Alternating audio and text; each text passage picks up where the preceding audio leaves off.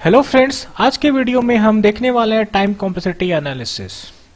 तो सबसे पहले हम ये समझते हैं कि अगर हमें टाइम कॉम्प्लेक्सिटी एनालिसिस आ जाएगा तो हमें क्या फायदा मिलेगा उससे।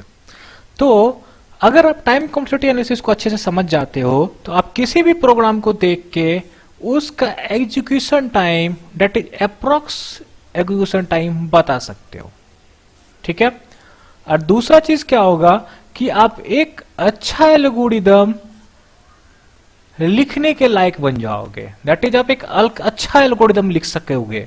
आप समझ पाओगे कि कौन सा एल्गोरिदम अच्छा नहीं है और कौन सा एल्गोरिदम अच्छा है और उसे आप लिख सकोगे। ठीक है। इससे मतलब क्या हुआ कि आप एक ऐसा प्रोग्राम लिखोगे जिसका कि एग्जीक्यूशन टाइम कम होगा। तो आप सोच रहे होंगे क्या मेरा बस एल्गोरिदम अच्छा होने से एग्जीक्यूशन टाइम कम हो सकता है? तो उसका आंसर है नहीं। आपका तो एग्जीक्यूशन टाइम है वो मल्टीपल फैक्टर्स पे डिपेंड करता है। उनमें से मैं कुछ को यहाँ पे मेंशन करता हूँ, जैसे कि आप कौन से प्रोग्रामिंग लैंग्वेज में लिख रहे हो, प्रोग्रामिंग लैंग्वेज।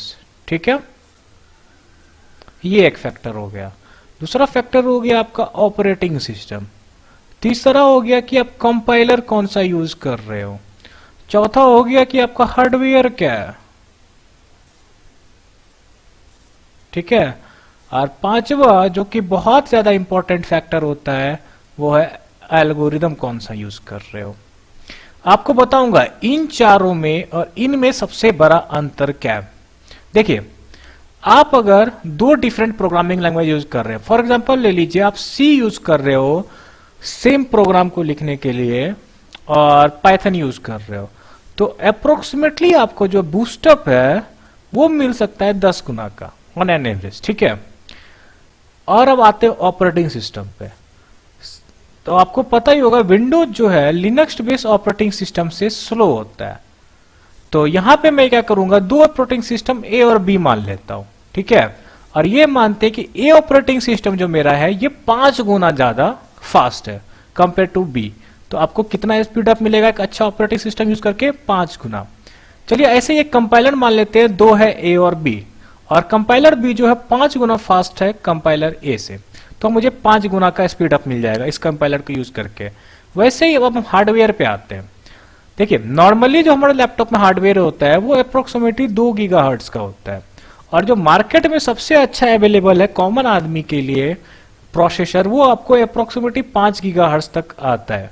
ठीक है, ज्यादा भी आता है लेकिन 5 गीगाहर्ट्ज में ले रहा हूं, तो इससे आपको स्पीड अप कितना मिल रहा है? लगभग 5 गुना का। और एक चीज, जो हमारा हार्डवेयर है उसमें बस प्रोसेसर ही नहीं आता है, उसमें रैम भी आता है, लेकिन रैम को मैं मेंशन नहीं कर रहा। इवन रैम नहीं, फिर डिस्क भी आता है, जिससे एसएसडी भी थोड़ा फास्ट होता है compare to normal hard disk. ये भी आपको स्पीड अप दे सकता है। और हाँ, अब आते हैं प्रोसेसर लेकिन मेजर होता है। ठीक है। तो देखिए, एक 2 गीगाहर्ट्ज और एक 5 गीगाहर्ट्ज का प्रोसेसर से आपको 2 गुना का 2.5 गुना का इंप्रूवमेंट मिल रहा है, दैट इज स्पीड अप।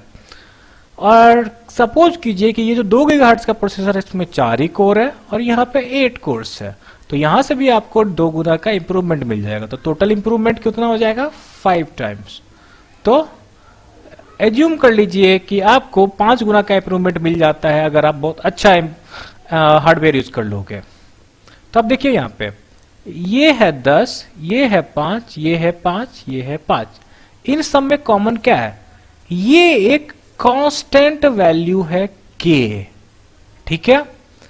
अब मैं आपको थोड़ी देर में दिखाऊंगा कि क्या एल्गोरिदम हमारा कोई कांस्टेंट स्पीड अप देता है। ठीक है। उससे पहले मैं आपको एक चीज और बता दूं। देखिए, मान लीजिए आपके पास एरे है एक input size 10 to the power 7 का। ठीक है। अगर आपके पास एक कंप्यूटर है उसमें आपने क्या क्या इन चारों चीजों को इंप्रूव कर लिया, तो आपको कितना इंप्रूवमेंट मिल सकता है? 10 इंटू 5 इंटू 5 इंटू 5, 1250 टाइम्स, 1000 गुना का इंप्रूवमेंट आपको मिल सकता है अगर आपने इन सब का यूज किया तो। लेकिन ये 1000 भी जो है अप्रोक्सीमेटली ये एक कांस्टेंट वैल्यू है, ये चीज आप नोटिस कीजिए। और अब मैं आपको दिखाऊंगा एक एल्गोरिदम का पावर। और हाँ एक चीज देखिए, ये जो हमारा यहाँ पे k है, क्या किसी भी तरह से हमारा एरे का कितना लेंथ है उस पर डिपेंड करता है, दैट इज एरे के साइज पे, या उसमें कितना एलिमेंट्स है? आंसर है नहीं, बिल्कुल भी डिपेंड नहीं करता है। ठीक है, तो हमारा एरे का साइज कितना भी हो, हमारा स्पीड अप फिक्स्ड है, उससे ज्यादा स्पीड अप मुझे मिल ही नहीं सकता है, that is some k constant. और अब हम आते हैं एक अच्छे एल्गोरिदम के बारे में समझते हैं। मान लीजिए आपके पास दो कंप्यूटर है, computer A, computer B. Computer A जो है आपका 10 to the power 10 instruction per second execute करता है, और computer B 10 to the power 7 instruction per second execute करता है। और अब क्या करोगे, दोनों ही कंप्यूटर पे एरे जिसमें कि 10 टू द पावर 7 एलिमेंट्स था उसे सॉर्ट करोगे। लेकिन कंप्यूटर ए पे क्या करोगे, आप यूज करोगे इंसर्शन सॉर्ट का, और कंप्यूटर बी पे आप यूज करोगे क्विक सॉर्ट का। ठीक है, और क्विक सॉर्ट का वो नॉर्मल वाला क्विक सॉर्ट नहीं, randomised quick sort.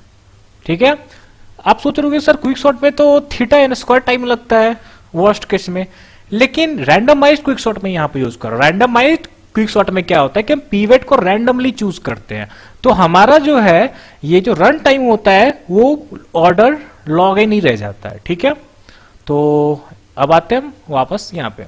Insertion sort जो है आपको थीटा एन स्क्वायर टाइम लेता है, और quick sort theta of N log N. एक चीज यहां पे आप इसे क्या समझ सकते हो, थीटा एन स्क्वायर का मतलब क्या होता है कि मान लीजिए मेरे पास एक इनपुट साइज है जिसमें कि n एलिमेंट है, तो मेरा जो नंबर ऑफ इंस्ट्रक्शन एग्जीक्यूट होगा वो n स्क्वायर होगा।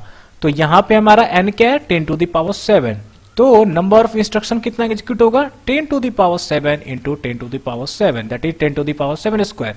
और हमारा जो कंप्यूटर ए है उसमें 10 to the power 10 instruction per second चल सकता है। ठीक है, तो ये कैंसिल हो गया, यहां पे बचा 10 टू द पावर 3, ये कटा, और ये 10 to the power 4 second. So computer A पे अगर आप इंसर्शन सॉर्ट यूज करते हो और इस एरे को सॉर्ट करते हो तो आपको 10 टू द पावर 4 सेकेंड लगेगा। लेकिन वहीं पे कंप्यूटर बी जो कि एक इन्फीरियर कंप्यूटर है कंपेयर टू कंप्यूटर ए, उस पे अगर आप क्विक सॉर्ट यूज करते हो तो देखते कितना टाइम लगेगा।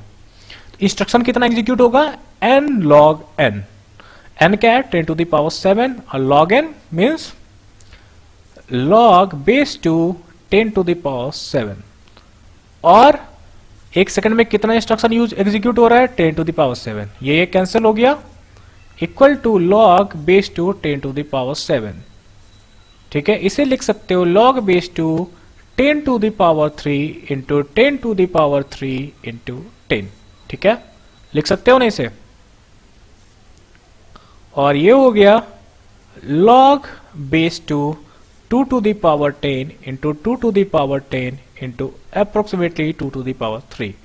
तो ये हो गया 10 प्लस 10 प्लस 3 इक्वल टू 23। ठीक है, यहां पे आपका लग रहा है 10 टू द पावर 4 सेकेंड, यहां पे लग रहा है आपका 23 सेकेंड। तो अब आप देखिए बूस्ट अप कितना है, सॉरी स्पीड अप कितना है, speed up 10 to the power 4 by 23 जो कि अप्रोक्सीमेटली 440 होता है।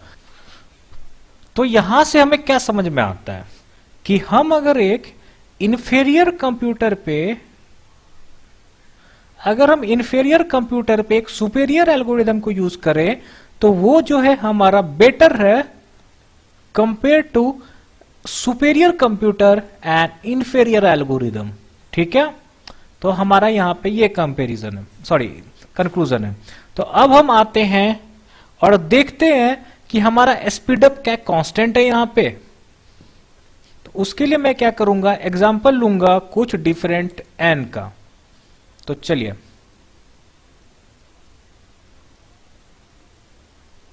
ये रहा मेरा क्विक सॉर्ट और ये रहा मेरा इंसर्शन सॉर्ट। ये n इक्वल टू 2, ये 4, ये 8, ये 16। तो देखते हैं इंसर्शन सॉर्ट यूज करके हमारा कितना इंस्ट्रक्शन लगेगा। अगर इंसर्शन सॉर्ट हम दो एरे वाले एलिमेंट पे चलाएंगे तो हमारा क्या था, थीटा एन स्क्वायर, तो ये 4 लगेगा। ठीक है, 4 इंस्ट्रक्शन। और अगर 4 एलिमेंट वाले एरे पे मैं इंस्ट्रक्शन शॉर्ट चलाऊंगा तो 16। वैसे ये हो गया 64, ये हो गया 256। ठीक है, यहां पे देखिए क्विक शॉर्ट लगाएंगे तो 2 एलिमेंट वाले एरे पे तो 2 log 2, तो ये हो गया 2 इंस्ट्रक्शन लगेगा। यहां पे कितना लगेगा, 4 log 4, तो ये हो गया 8। फिर ये कितना हो रहा है, 8, तो 8 इंटू log 2 8, ये हो गया आपको 24।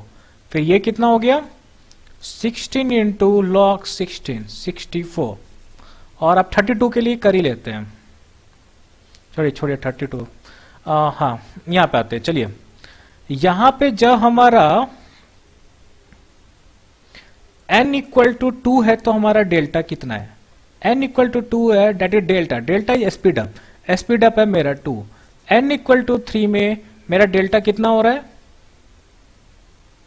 सॉरी n इक्वल टू 4 में मेरा डेल्टा कितना हो रहा है, 2। कितना स्पीड अप मिल रहा है, 2 का।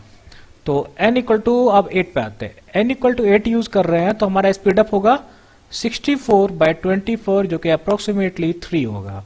और n इक्वल टू 16 में क्या होगा स्पीड अप, 256/64, जो कि है 4। तो आप देख रहे हैं जैसे जैसे मेरा n इंक्रीज होता जा रहा है, n इंक्रीज होता जा रहा है, ये स्पीड अप हो गया और यह हो गया n। तो जैसे जैसे n इंक्रीज हो रहा है मेरा स्पीड अप भी इंक्रीज होगा और ये भी आपको अच्छा खासा इंक्रीज होगा। ठीक है, तो यहां से हम क्या कंक्लूजन ड्रॉ कर सकते हैं, तो जो मेरा एल्गोरिदम के थ्रू स्पीड अप मिल रहा है वो कांस्टेंट नहीं है। ठीक है,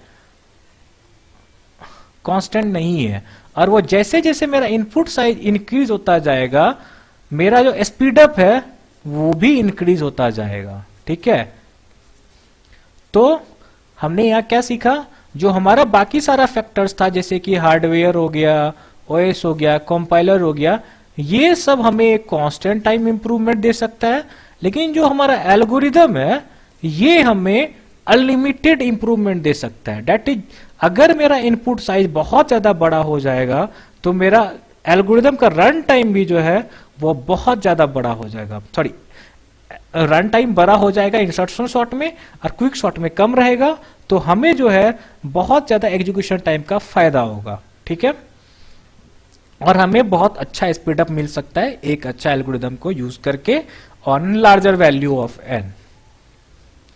तो फ्रेंड्स, ये रहा हमारा टाइम कॉम्प्लेक्सिटी एनालिसिस का इंट्रोडक्शन। और अगर आपको मेरा ये वीडियो अच्छा लगा हो तो प्लीज लाइक कीजिए, शेयर कीजिए, सब्सक्राइब कीजिए। और हाँ, नेक्स्ट वीडियो में हम देखने वाले हैं different notations of time complexity analysis, जैसे कि ओ, थीटा और ओमेगा। ठीक है।